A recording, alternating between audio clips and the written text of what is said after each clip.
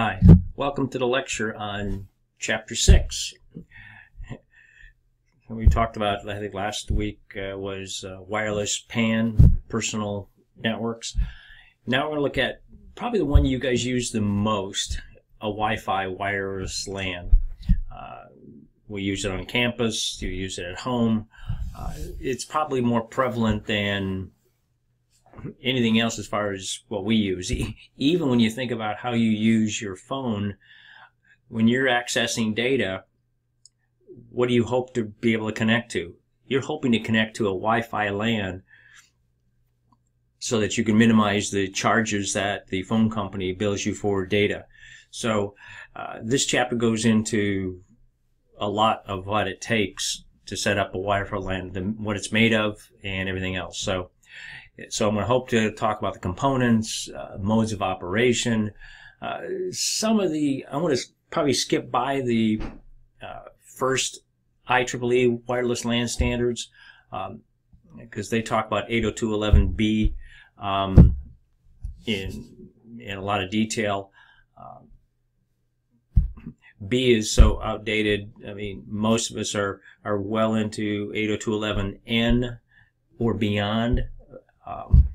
So just know we'll talk about how to coordinate communications in LANs, how does the systems log in and get out of a systems.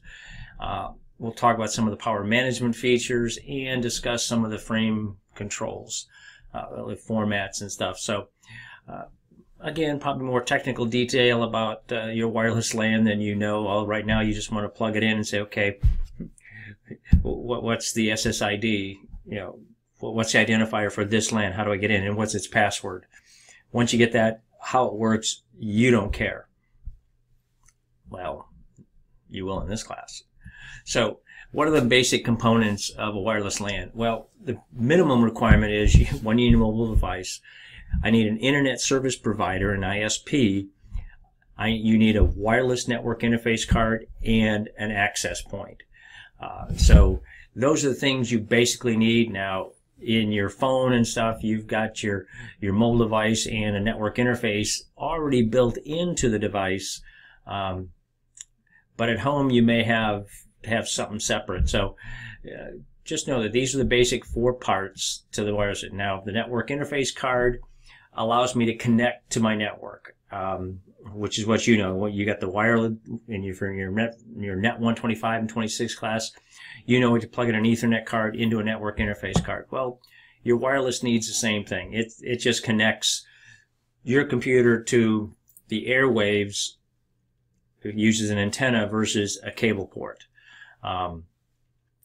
So when the network interface card transmit, they modulate the data into airwaves, determine when to send a packet, when not to send a packet, transmit the packet, receive a packet. So that's what your network interface card is doing in your phone. Now you may hear something called a mini PCI, and basically all that is a smart card that's just kind of an expansion card. Some of your laptops will use them, and it pretty much says, hey, my antenna is built into, in a lot of your laptops, it's built around your screen, whether you knew it or not. Now, access points. Now, access point basically says, hey, I'm going to provide the wireless LAN a point of access to a wired network. Because even when you think about your access point or your router at home, your wireless router at home, what's it doing? It's taking your PC stuff that you're doing in the living room, connected back to this access point, which then puts it on a cable which goes out to your internet service provider. So it's providing wireless LAN devices, so your phone, your laptop, with access to your wired LAN, which connects your wireless LAN back to your wired network. Now, the parts of that access point are your radio transmitter and receiver, or a transceiver based on what device it is, an antenna, and then an RJ45 port, which allows you to connect to the wired network. Now, the basic functions is if it does the wireless communications of a base station.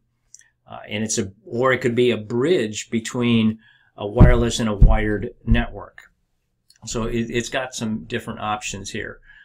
Here's just an example of it probably matches closer to what we have at home. You've got a wireless access point down here, which plugs into, and you got your PCs. Now, granted, this is an old desktop, but you could have a desktop plugged into a wired network, goes to a file server. This represents definitely what we got at school. At home, you may just have the wireless access point, and this wired network goes out to your ISP, where pretty much resides the file server and whoever else you're using. Now, in a range of an access point, it says about approximately 115 meters. A lot of that depends on which protocol you're running. If you're running a 802.11 B and G old router, you won't get 115 meters. If you're running some of the newer stuff, the ends and above, you're probably going to get close to 150 meters, which then you got to say, based on the building makeup of we saw what path loss does with trees, terrains, concrete, walls. Knowing that your access point is radiating out at 115 meters, who else could have access to your device in that range? That's what you want to go out and measure. What's in your backyard? Are you picking up your neighbors? Is your neighbor picking up yours? So we'll see. Now, you've got your access point does a dynamic rate selection. Basically says, hey, I'm going to choose the fastest rate based on the devices connected. Because the access point can only transmit, there's only one radio in there, so it's only transmit at one speed. So when all your neighbors show up, and you're like, wow, why is this network so slow? Well, if somebody's got a slow wireless network interface card, and maybe so they're running at a slow speed, that means the whole access point says, oh, I'm going to have to go to my lowest common denominator and bring that down.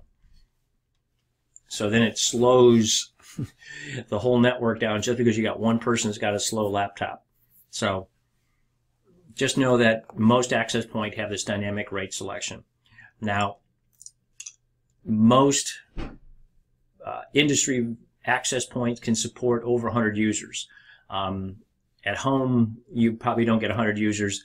But when we look at how we engineer the campus stuff, we're probably looking more like, how do I get 25 to 50 users? I can't handle 100 at a time, but I can go 25 or 50. In this case, they're saying 20 to 25 is more practical. Now, if you take a look at if you're ever in the F building and look inside where the techs sit, there's an access point on the ceiling there, but you don't see a power cord. The reason you don't see a power cord because it's an access point that's powered over Ethernet. The ones I've got at home, I've got a power cord. If that goes out, but the ones that are industry graded are usually powered over Ethernet and get their all that DC power delivered through the Ethernet standard. Now, there's a couple of different operating modes for your wireless LAN. You got an ad hoc mode and an infrastructure mode. Now, an ad hoc mode is basically no peer-to-peer. Its formal name is an Independent Basic Service Set, an IBSS.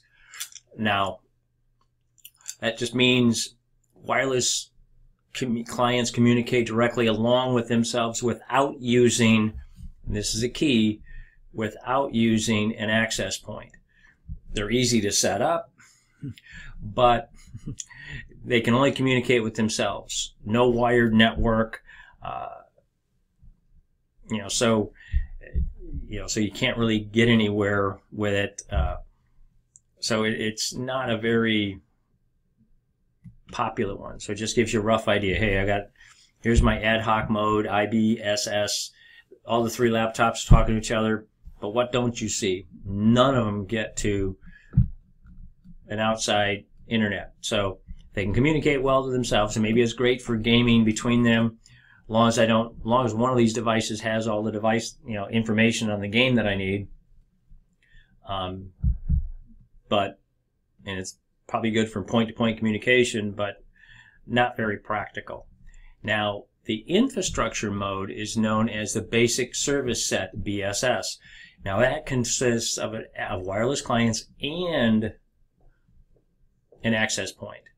Now there's a couple of different modes. You got an extended service set, so you got the basic, which just consists of the clients and the access point, or an extended service set, which says now I've got 2 or more of these basic service sets are installed in the same area, and I'm using the same identifier. So I've got 2 separate networks, but they're identified by the same. Now, if you think about the campus, if you look at it as you wander around campus, you can't tell that you're switching from network to network, to access point, because you only see the same identifier when you look at what's the name of the system. So that SSID is that name of the system.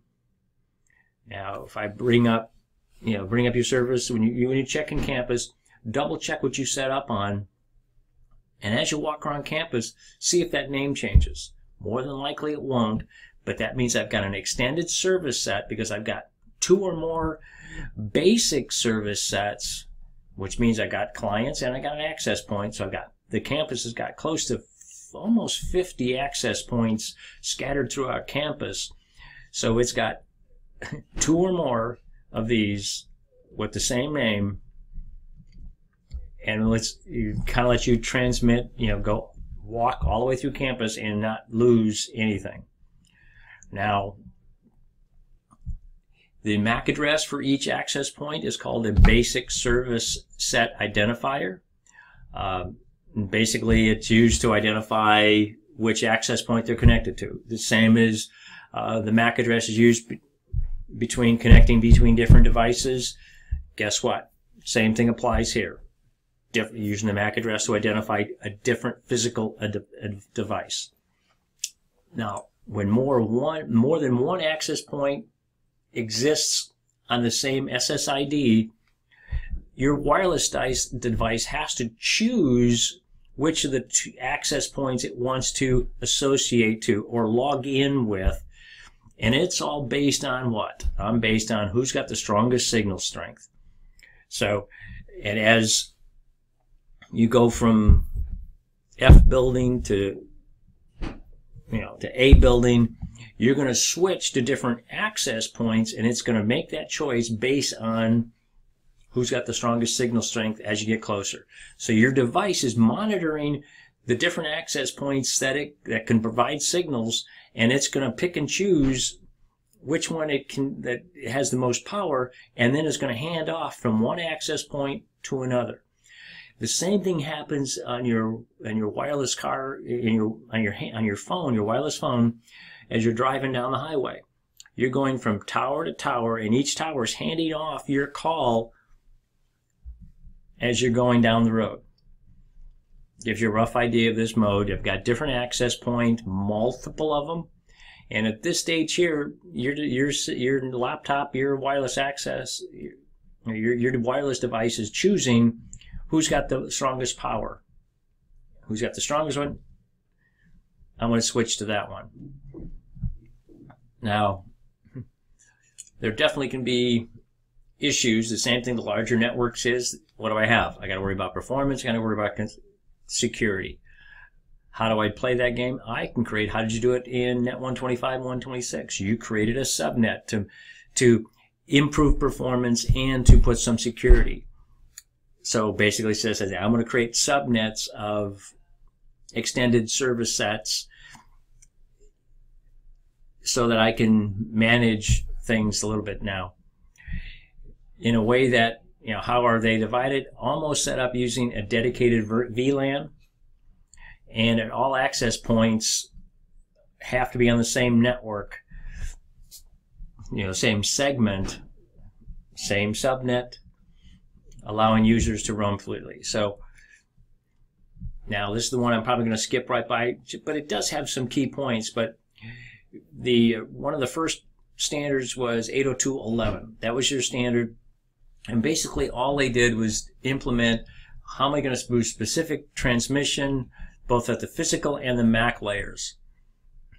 Now, of course, the disadvantage of here when they created this is, hey, I'm communicating. They didn't think about security. So that was a big issue. It also, I don't know if they thought how big wireless is going to get. Who knows? But there's been a lot of changes. So 802.11, it was relatively a slow data rate. But it did at least break down and implemented the physical and MAC layers of these devices, split across, you've got 802.11.3 and .11. So I'm still using Ethernet and I'm still using wireless, because I've got to make sure I connect to those devices. Now, his original standard had 2 megabits, definitely too slow. Been around since 1999, but now you're looking at 802.11. It's even, which is probably you can probably even get a more advanced one than this, but 802.11n is definitely starts getting you decent data rates and ranges that we wanted. Let's just kind of skip through, but just keep in mind the physical layer is divided into 2 parts, physical medium dependent and the physical layer convergent procedure. Those 2 standards stayed relatively consistent. Now the physical data lake convergent feature, what is it? Now you're looking at direct sequence spread spectrum. So you're now looking at the data must be received at the MAC layer. It's got to be at that PMD sublayer before it can transmit. And it's made up of 3 layers. We'll get into that, preamble, header, and data.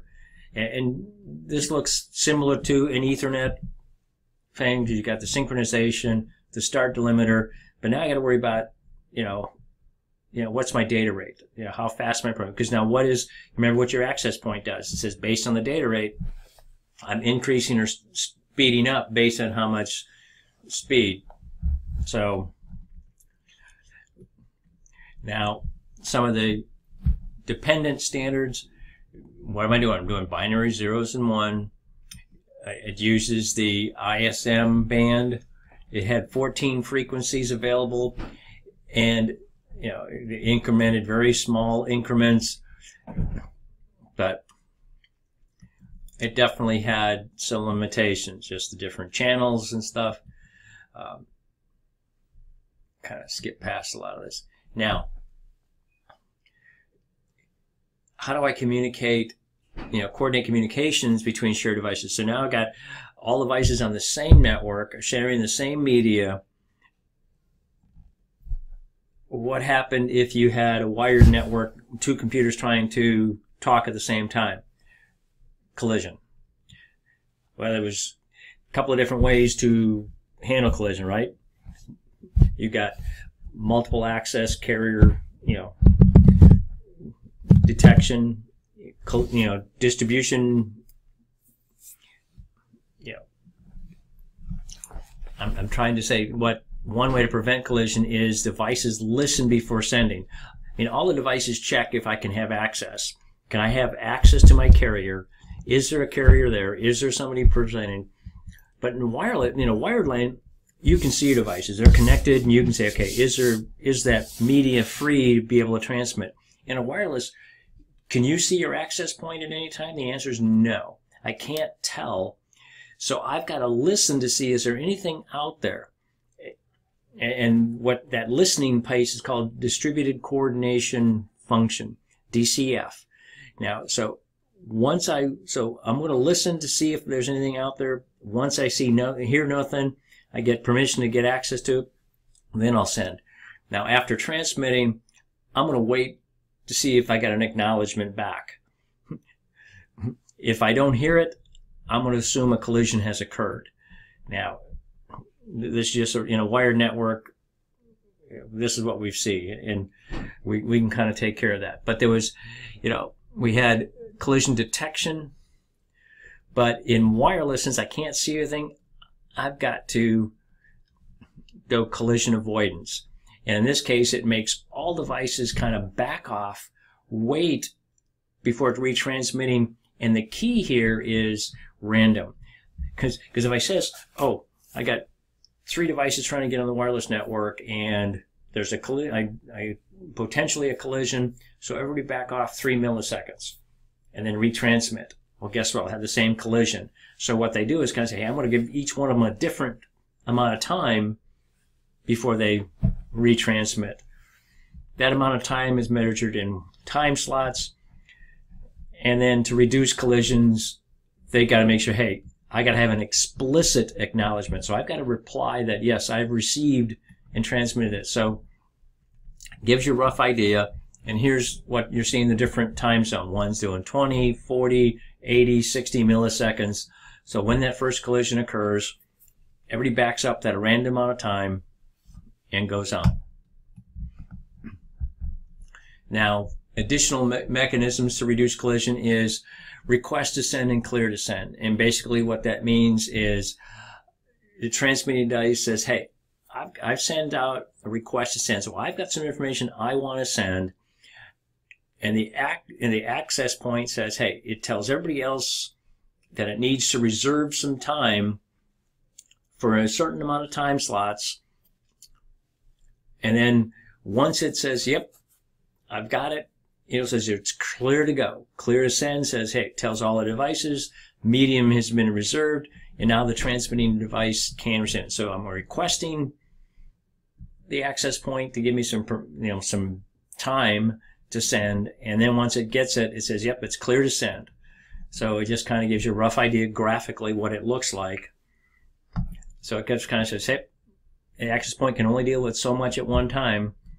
So then it goes through and now, another way of minimizing this collision is fragmentation. Now, fragmentation means I'm just dividing the data up from large blocks to small blocks. Now, the length of a data frame exceeds, a particular value, configurable value. You set the size, and then the MAC layer, that frame, is then broken down into smaller pieces, and then assigned a fragment number, because you want to make sure you can put it all back together, at the receiver. So you saw this in your Net 125 classes as far as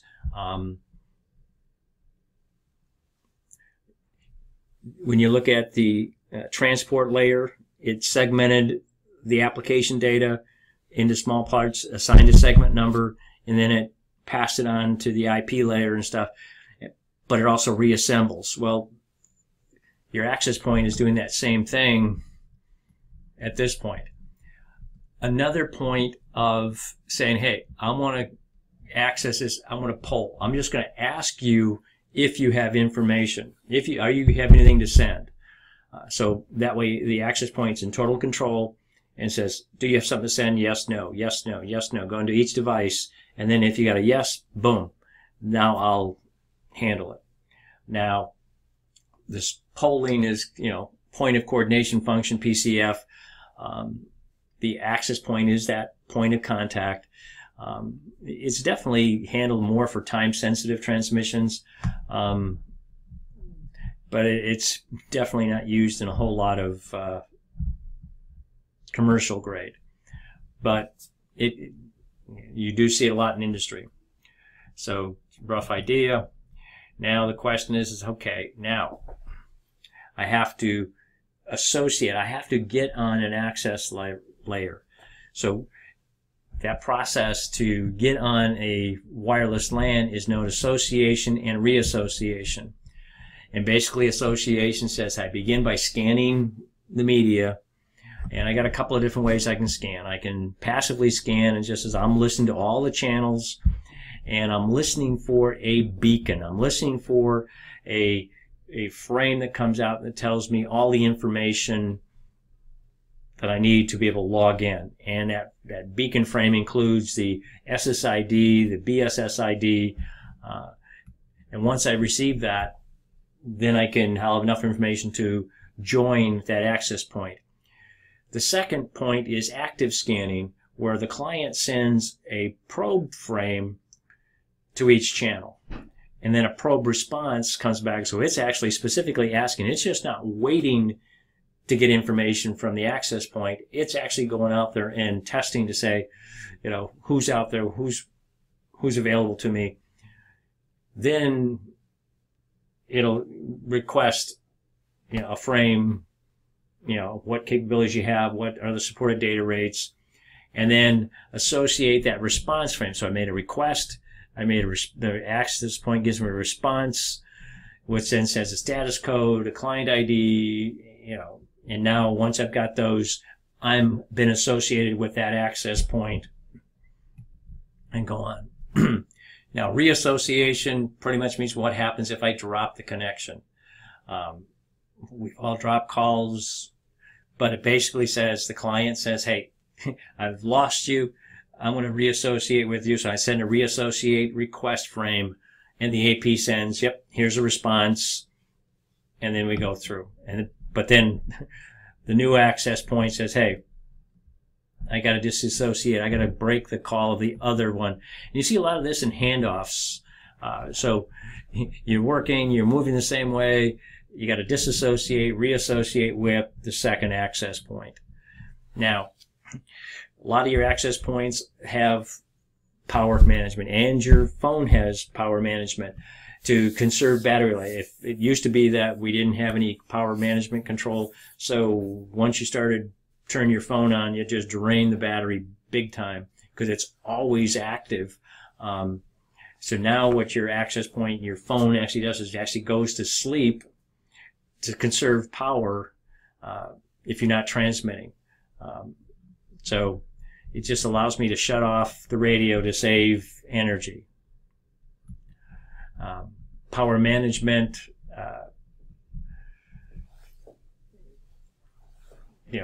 it basically says, hey, I'm going to store the access point. It says, hey, I'm going to keep information enough to say, hey, who's close to associate with me. They're sleeping, but I'm going to still buffer that information so I can associate. I can speed up when they do go active. I can kind of speed up the process to get them associated and get them up and running. By doing that, it's sending out beacon signals to tell people, say, hey, what's my, what's traffic indication? What do I expect to have, coming up? So it gives you a list of clients, with buffered frames waiting at the access point. So it's kind of like, hey, I've got some in sleep, some not in sleep, but you just gotta, it says I'm in sleep mode. It says, hey, I've got a frame I want to send. Now it takes me out of sleep mode, brings me back. So it's just kind of a cool little way of conserving battery power, conserving power. And so now the type of Mac frame formats that you're seeing is you got management frame, control frames, and data frames. Management frames are just set up the initial communications. Control frames it provides assistance for delivering frames that contain data. And then, of course, then you have to have data frames. So all three of these are used as far as transmitting. So just to give you an idea of a management frame, control frame, and your data frame. All these formats are the same. Now, not the same, but they're all used. Now, what happens in between frames? So here you've got the IEEE 802.11 standard defines a number of different interframe spaces. And basically a lot of it is to handle contention for the airwaves. You've got a short interframe space, and that's the time allowed for all transmitted signals. And you've got a DCF interface frame, and that is the time period which all devices must wait between transmissions of data frames. So two different types, ranges is how long, as far as defaults are concerned, how long they have to wait. Basic rules of communication: the device waits to transmit by listening to the RF signal. The size of the frame then includes both the length of time to send the data and its interface time frame. Now a device sends back a listening ACK after receiving the ACK, the transmitting device. As you can tell, this is a very detailed process of getting information sent, making sure I've got to wait a while, and I may have to back off, but just gives you a rough idea of what each is doing as far as sending back data to make sure that the communication path goes through. Now, if I've got two different devices that have data that's spent at the same time, so device A and device B, they have to what? The device counters B is set off for different, like we said, random backup. So they're sent off 2 different periods. A sends first frame, B detects and waits. Once it transmits, it sets its back off counter to 3, so that way B can change your back off. So it's fairly elaborate as far as making sure each device is, checking the airwaves, checking its counters. If there's a collision, back off, wait, retransmit. So it just keeps going on and on and on and on. So it gives you a rough idea here what happens if I got 2 devices. So as you can tell, wireless LAN has a lot of technology, a lot of rules and software underneath it.